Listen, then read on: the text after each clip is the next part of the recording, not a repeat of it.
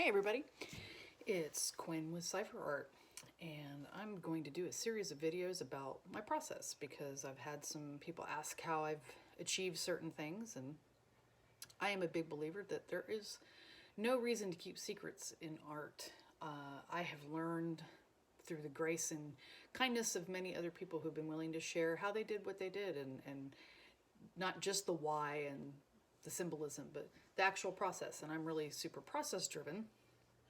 So it's been a great experience learning how to use new things. And today I wanted to talk about one of the paints that I'm using to distress metal in my assemblage work, and it is a brand called Mayco Metallic. And Mayco Metallic makes several different types of paint, but right here I have the three I'm using, which are steel metallic, dark bronze metallic, and copper metallic. Each one of these you apply to an object, and then at a certain point in the process do an activator. So patina for copper and the bronze, or rapid rust for the steel. So I'm primarily going to talk today about the copper because that's what I have here in front of me. Now, this is what these three looked like when I got started. There's no real coating on this. You can buy these in multiple places online in sets of like 10 or 12. And people make small sewing kits out of them. They put small things in survival gear or camping gear, things like that. The biggest thing I have learned with using the Mayco Metallics paint is that you really have to sand your object before you start applying, because I did not do that with this one. And it showed really easily and really quickly that I screwed up because the paint does not want to adhere to the surface. It's too smooth. The other thing too is I didn't do a great job of just getting coverage. You can kind of see here where it was a little bit inconsistent. That said, it still turned out pretty neat, just not quite what I was going for. It really seemed to emphasize the blues and the verdigris type of reaction versus the rust that you got here on this one, where I did do the copper and I added the activator, and I obviously left pools of activator on the surface so that it would do what it did here, which is get the rust that I want. And it gives a lot of actual physical texture. So the only step left in this is actually going to be sealing it so that it stops the oxidizing process, because if I left this to sit, even if I didn't apply more activator on it, it would continue to rust and do things, which is great maybe if that's what I'm looking for, but I really want to make something with this, so I'm going to stop the process. Now, there's actually two mistakes in this little series, and it's these two. This one I failed to sand. This one I sanded, but I started out using the dark bronze, and I got two really beautiful coats on it. It was really even, it looked awesome, and I was ready to start doing the copper activator on top of it because I've had some success with that, even though it's more meant for this. Well, I got really excited and got distracted, and I started putting copper paint over top of this, which you can see is really dark, and you can kind of see spots where it's behind a little bit. But once I realized I had accidentally put the copper on, rather than wipe it off, I just proceeded. And then I added the activator, and it looks great. I'm really happy with the result on this one. You get a lot more color variation in addition to just seeing the little bit of the browns in the back. Now, if I sand this down a little bit, I might get some interesting resurgence of that dark metal bronze. And I'm sorry for the barking in the background. That's my dog Izzy. She's outside and very unhappy that she's not getting attention, so I apologize for that. But anyway, so these two were technically mistakes. This is the only one that I completed correctly, where I sanded it, got the appropriate number of coats of the copper metallic, and then got the activator on it. But they all look great, and I'm really happy with going from this to this in a relatively easy set of steps. So the thing that I want to emphasize besides the sanding, do use safety with all of these products that are designed to achieve these impacts. They do have fumes. Some are more toxic smelling and awful than others. This one is pretty inoffensive, but I still would use it in a well-ventilated area. Use a respirator or use a mask. Just be very careful, especially during the sanding part. Even when you're starting from something like this can create a lot of nastiness, and so just be very, very careful. Sand outside, or again, use appropriate breathing apparatus so that you protect yourself. But from a step perspective of getting from here to here, it's really just adding a couple of the coats of the copper metallic, enough, or the bronze, or whichever you're using, just enough to get the object truly and well coated, because if you don't, you will have gaps, and that may be fine. You may not care about even coverage. I think it depends on what you're trying to do.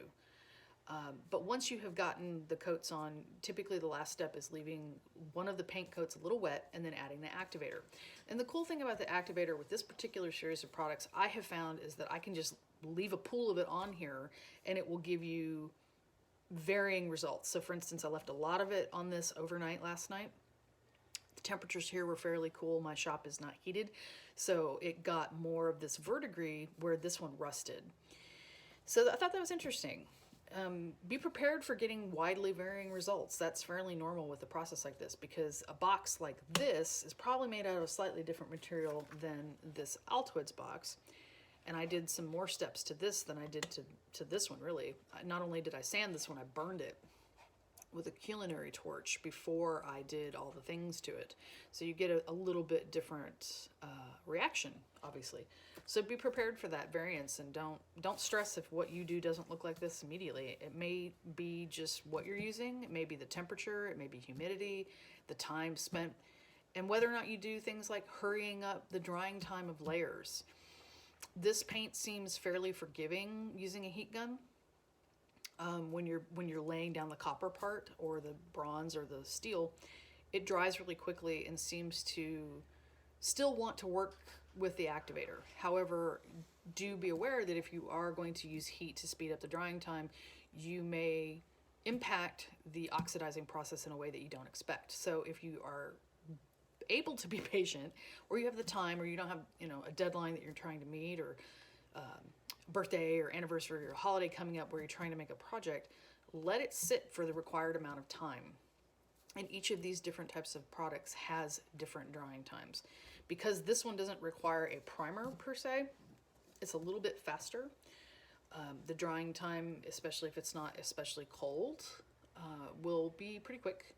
Although you can use the heat gun, I have found, with any of the colors, and generally get pretty good results. So patience or not, that's basically how it works, is paint, sanding, paint, activator, and then adding more activator if you want. I think I've done 2 or 3 versions of activator on all 3 of these to get the results that you see here. And again, some of this is really, really, really looked aged, and some of this is more, I don't know, like I said, fancy verdigris kind of look.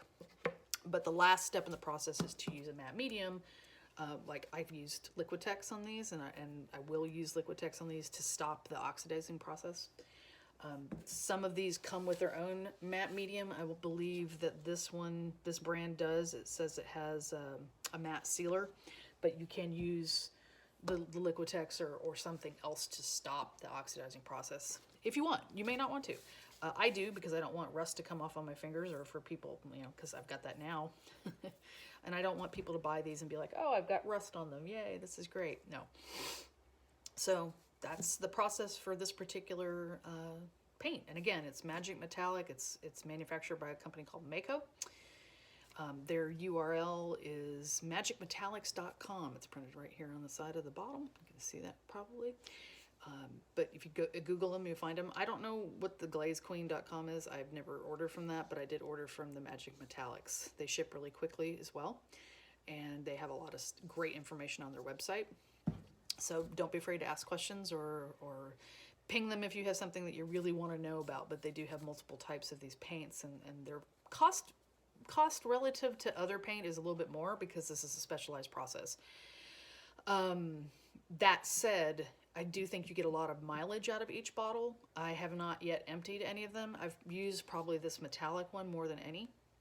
And it's an 8-ounce bottle, or 237 milliliters.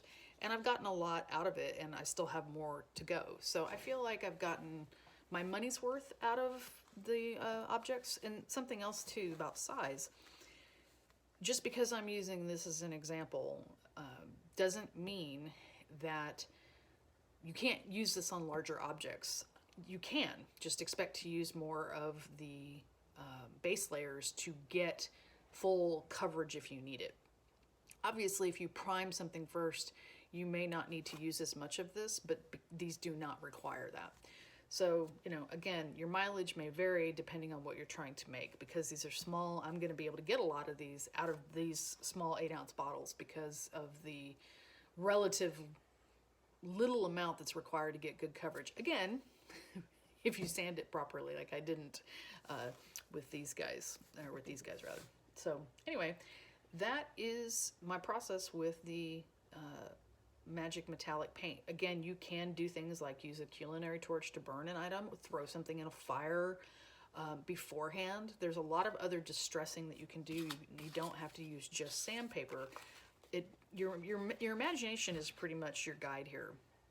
If you're really interested in trying a process start to finish the way that's described on the bottle, there is nothing wrong with that. But don't be afraid to mix and match. So here again, I started out with the bronze with the intent of just putting the copper activator on it and screwed up and put copper over the bronze. Oh well, no big deal. It's not like I threw it out. Look what I got. I love this. I think this is probably the best box that I've put together besides the Altoids box. I mean, just look at the textures that you've got here. Accidents make some of the best things, and I have really had to let go of perfectionism because that's so much of my personality, and being able to do a process like this that does require a certain amount of patience, steps in a certain order, and still getting a wide variance in your end result, to me has been really actually very freeing, and it's made me, I think, a better artist and more willing to accept when something doesn't go according to plan. Some artists are very, very regimented in the way that they do things, and that's great. If they map everything out and do the steps in the way that they map it out, great, but that's not how I work. If you could see the rest of my shop, you would see that it's pretty much just chaos, papers, things laying around, but I know where everything is. So, you know, the mad genius. There's a method to all of that madness. So anyway, thank you for watching. I will post some links to the magic stuff here just so it's easy to find. And if you have any questions, let me know. This has been Quinn with Cipher Art and Decoding My Process.